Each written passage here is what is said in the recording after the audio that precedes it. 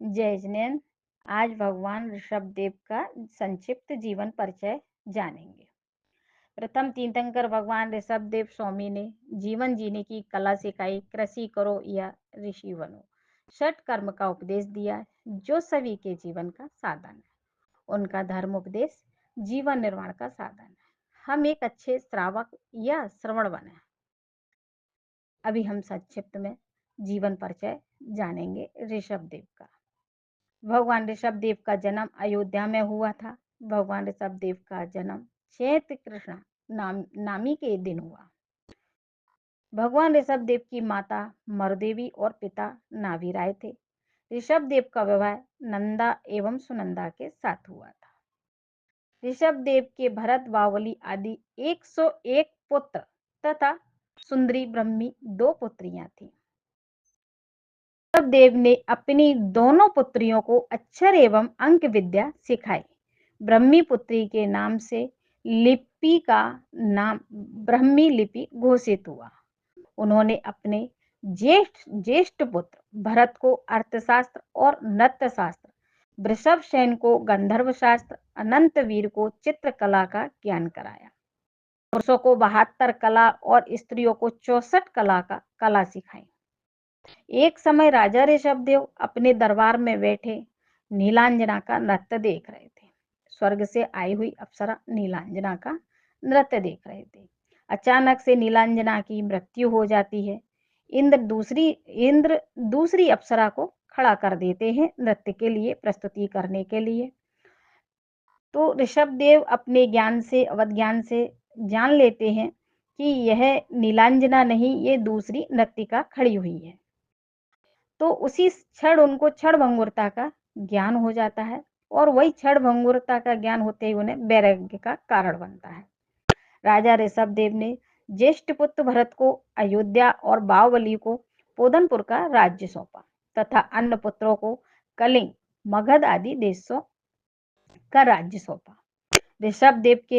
ऋषभदेव ने प्रजाजनों को जीवन जीने के लिए 60 कर्म सिखाए। असी, मसी, कृषि, विद्या, वाणिज्य और शिल्प कलाएं सिखाई। अभी आप सोचेंगे कि असी, मसी, कृषि, वाणिज्य, शिल्प, विद्या ये क्या है, तो अपन शॉर्ट में समझते हैं। असी अस्त्र शस्त्र के माध्यम से देश, समाज एवं स्वयं की रक्षा करना। मसी लिखने पढ़ने के द्वारा, मुनीमी आदि के द्वारा अपनी आजीविका चलाना। कृषि खेती बाड़ी करके आजीविका चलाना। वाणिज्य व्यापार करके आजीविका चलाना।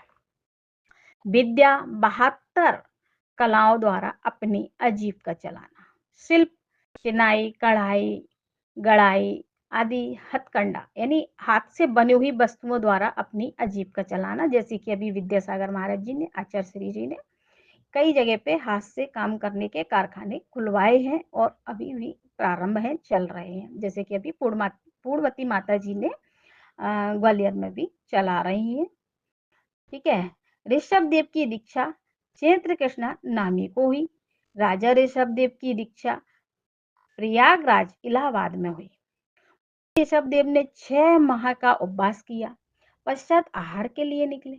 श्रावकों को मुनिचर्या का ज्ञान ही नहीं था कि मुनि कैसे आहार दिया जाता, तो वो आते और वो वापस चले जाते थे। कोई बोलता हीरे ले लो, जवाहरात ले लो, मोती ले लो, अपनी बेटी ले लो, बेटी ले लो, मतलब बहुत सारी चीजें दिखाते थे, हाथी घोड़ा, पर वो उनकी चर्या ना मिलने से वो वापस चले जाते थे। अतः 7 माह 9 दिन के और उपवास हो गए। कुल 1 वर्ष 29 दिन बाद आहार हुआ। भगवान ऋषभदेव का प्रथम आहार हस्तिनापुर के राजा सोम एवं श्रेयांश के यहाँ हुआ। ये दोनों सगे भाई थे। राजा श्रेयांश बाल ब्रह्मचारी थे और इनका ऋषभदेव का प्रथम आहार इच्छुक यानी गन्ने के रस का हुआ था। प्रथम आहार वैशाख शुक्ला तृतीया के दिन हुआ, तभी ये अक्षय तृतीया पर प्रचलित हुआ। 8 भव पूर्व श्रेयांश राजा के जीव ने रिद्धिधारी मुनिराज को विधि पूर्वक आहार दान दिया था, तो उसी समय उनको जाति स्मरण हो गया कि मैंने कैसे मुनि महाराज को आहार दिया था। तो उसी प्रक्रिया से, उसी नियम के अनुसार उन्होंने ऋषभदेव को आहार दिया, पड़गाहन किया।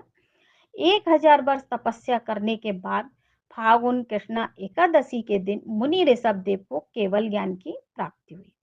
मुनि ऋषभदेव को केवल ज्ञान सत्तावन के वट वृक्ष के नीचे हुआ। भगवान ऋषभदेव ने आयु के 14 दिन शेष रहने पर समूसरण को छोड़कर योग निरोध किया। भगवान ऋषभदेव को माघ कृष्णा चतुर्दशी को कैलाश पर्वत से निर्वाण प्राप्त हुआ। भगवान ऋषभदेव के पुत्र अनंतवीर सर्वप्रथम मोक्ष गए थे। ऋषभदेव के प्रथम पुत्र चक्रवर्ती भरत के नाम से देश का नाम भारत वर्ष पड़ा था। तीर्थंकर ऋषभदेव की आयु 84 लाख पूर्व एवं ऊंचाई 500 धनुष थी।